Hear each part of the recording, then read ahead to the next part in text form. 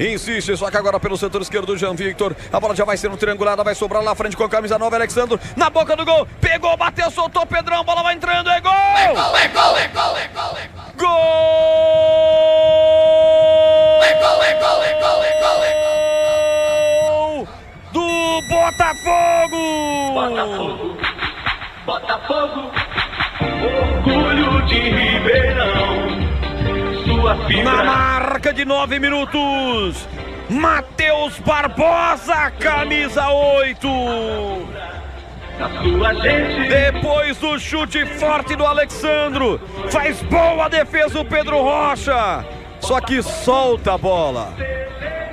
Quando estava aparecendo o Matheus Barbosa, na infiltração veio de fator surpresa. E aí chega para complementar, sem marcação praticamente. A bola pro fundo do gol da Ponte. Matheus Barbosa, ele não perdoa, ele marca. E faz o primeiro gol do Botafogo em Ribeirão Preto. Agora Botafogo 1. Ponte Preta nada, o que vale é o detalhe, conta aí Vladimir Catarino.